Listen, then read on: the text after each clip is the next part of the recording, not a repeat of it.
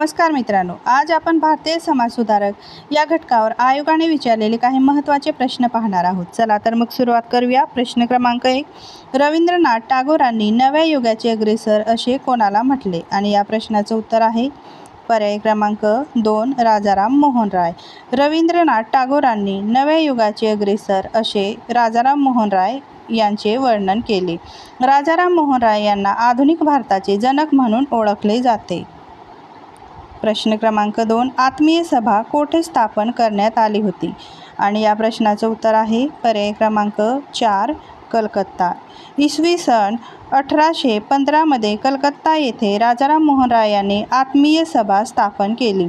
हिंदू धर्मातील मूर्तिपूजा आणि अनिष्ट प्रथा यांचा त्यांनी विरोध केला. प्रश्न क्रमांक 3. ब्राह्मो समाजाची स्थापना कोणी केली? आणि या प्रश्नाचं उत्तर आहे पर्याय क्रमांक 4 राजाराम मोहन राय. ब्राह्मो समाजाची स्थापना राजाराम मोहन राय यांनी केली. आपल्या धर्मविषयक व ईश्वरविषयक उदार तत्त्वज्ञानाचा व उपासना पद्धतीचा प्रसार व्हावा म्हणून त्यांनी 20 ऑगस्ट 1828 रोजी ब्राह्मो समाजाची स्थापना केली. प्रश्न क्रमांक 4. संवाद कौमुदी हे वृत्तपत्र कोणी सुरू केले? आणि या प्रश्नाचं उत्तर आहे पर्याय क्रमांक 1 राजाराम मोहन राय. 4 डिसेंबर 1821 रोजी संवाद कौमुदी हे बंगाली भाषेतील वृत्तपत्र राजाराम मोहन राय यांनी सुरू केले. संवाद कौमुदी या शब्दाचा अर्थ बुद्धिमत्तेचा चंद्र असा होतो. प्रश्न क्रमांक 5. ब्राह्मो समाज काही सदस्यांच्या आमूलाग्र सुधारणांच्या पाठपुराव्यामुळे 1866 2 भागात विभागला गेला. ते 2 भाग होते. खाली पर्याय दिले आहेत. अ पर्याय आहे देवेंद्रनाथ टागोरांचा ब्राह्मो समाज ऑफ इंडिया आणि ब पर्याय आहे केशवचंद्र सेन यांचा आदी ब्राह्मो समाज. आणि या प्रश्नाचं उत्तर आहे पर्याय क्रमांक 4 अ ब चूक. 1865 ते 66 देवेंद्रनाथ टागोर आणि केशवचंद्र यांच्यात मतभेद होऊन ब्राह्मो समाजाचे विभाजन झाले. देवेंद्रनाथ टागोरांचा आदी ब्राह्मो समाज आणि केशवचंद्र सेन यांचा ब्राह्मो समाज. प्रश्न क्रमांक 6. राजाराम मोहन राय यांच्या मृत्यूनंतर टिंबटिंब हे ब्राह्मो समाजाची आठवड्याची प्रार्थना घेत असत. आणि या प्रश्नाचं उत्तर आहे पर्याय क्रमांक 4 रामचंद्र विद्या बागीश. राजाराम मोहन राय यांच्या मृत्यूनंतर रामचंद्र विद्या बागीश हे ब्राह्मो समाजाची आठवड्याची प्रार्थना घेत असत. रामचंद्र विद्या बागीश हे भारतीय शब्दकोशकार व संस्कृत पंडित आणि ब्राह्मो समाजाचे पहिले सचिव होते. प्रश्न क्रमांक 7. 1875 साली आर्य समाजाची टिंबटिंब यांनी स्थापना केली. आणि या प्रश्नाचं उत्तर आहे पर्याय क्रमांक 2 स्वामी दयानंद सरस्वती. वैदिक धर्माचा प्रसार करण्यासाठी स्वामी दयानंद सरस्वती यांनी 10 एप्रिल 1875 रोजी मुंबई येथे आर्य समाजाची स्थापना केली.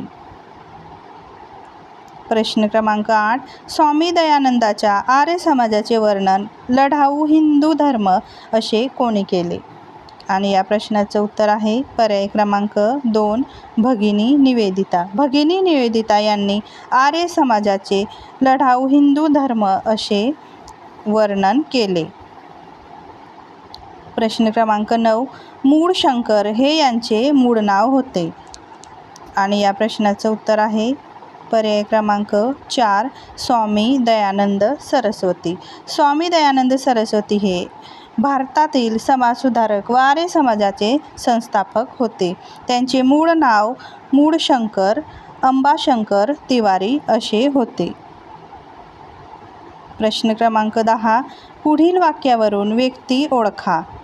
खाली पर्याय दिला आहे.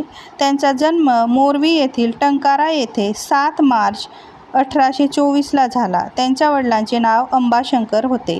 अंबाशंकर अतिशय सनातनी होते.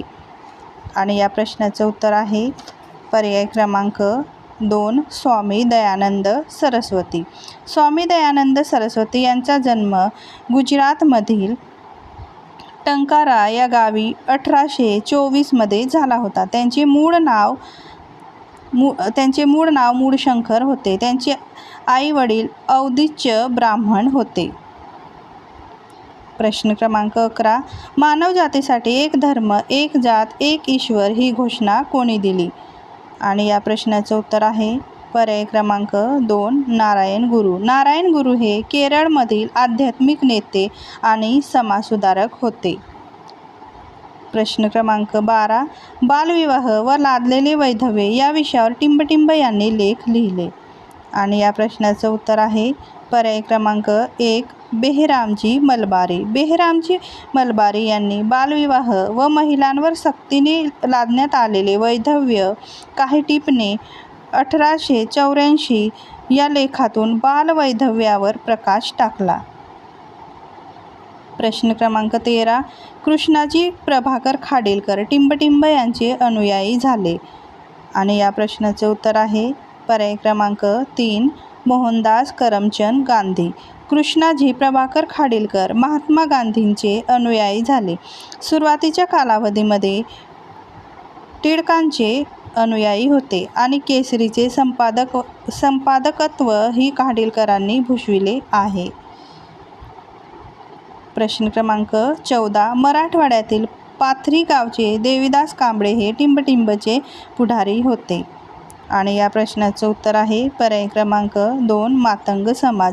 मराठवाड्यातील पाथरी गावचे देवीदास कांबळे हे मातंग समाजाचे पुढारी होते. प्रश्न क्रमांक 15 पुढील स्त्रियांपैकी कोणत्या स्त्रीने विदर्भातील स्त्रियांकरिता पहिली रात्रशाळा सुरू केली?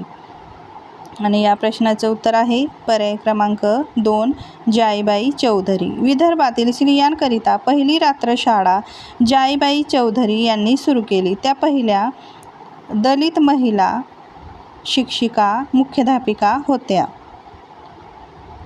प्रश्न क्रमांक 16 हाताने विणलेल्या खादीचा वेश परिधान करून राजदरबारात 1877 साली कोण उपस्थित होते? आणि या प्रश्नाचं उत्तर आहे पर्याय क्रमांक 1 गणेश वासुदेव जोशी. गणेश वासुदेव जोशी उर्फ सार्वजनिक काका 1877 साली राणीच्या दरबारात हाताने विणलेल्या खादीचे कपडे घालून हजेरी लावली. प्रश्न क्रमांक 17 आधुनिक भारताचा पहिला राष्ट्रीय कवी कोण? आणि या प्रश्नाचं उत्तर आहे पर्याय क्रमांक 4 HV डेरोझिओ. डेरोझिओ कवी हिंदू कॉलेजच्या मुख्याध्यापकाचा सहाय्यक होता. प्रश्न क्रमांक 18 19व्या शतकामध्ये भारतीय इतिहासाची पहिल्यांदा आर्थिक दृष्टिकोनातून कोणी मांडणी केली आहे? खाली पर्याय दिले आहेत. अ पर्याय आहे दादाभाई नौरोजी, ब पर्याय आहे न्यायमूर्ती MG रानडे, क पर्याय आहे रोमेशचंद्र दत्त, ड पर्याय आहे RC मुजुमदार. आणि या प्रश्नाचं उत्तर आहे पर्याय क्रमांक 3 अ ब क यांनी मांडणी केली. प्रश्न क्रमांक 19 जो स्वदेशासाठी मरतो तो चिरंजीव होतो अशी टिंबटिंबची श्रद्धा होती. आणि या प्रश्नाचं उत्तर आहे पर्याय क्रमांक 2 जोसेफ मॅझिनी. जोसेफ मॅझिनी हे इटालियन पत्रकार होते. जोसेफ मॅझिनी यांचा यंग इटली या ग्रंथाचा विदा सावरकर यांनी मराठीत अनुवाद केला. प्रश्न क्रमांक 20 कोसबाडच्या टेकडीवरून हे आत्मचरित्र कोणी लिहिले? आणि या प्रश्नाचं उत्तर आहे पर्याय क्रमांक 4 अनुताई वाघ. अनुताई बालकृष्ण वाघ या आदिवासी समाजासाठी काम करणाऱ्या समाजसेविका व शिक्षणतज्ज्ञ होत्या. त्यांनी कोसबाडच्या टेकडीवर आदिवासींच्या उन्नतीसाठी संस्था स्थापन केली. या संस्थेलाच कोसबाड प्रकल्प म्हणून ओळखले जाते. मित्रांनो, तुम्हाला जर हा व्हिडिओ आवडला असेल तर प्लीज लाईक, शेअर आणि कमेंट्स करायला विसरू नका. थँक्यू.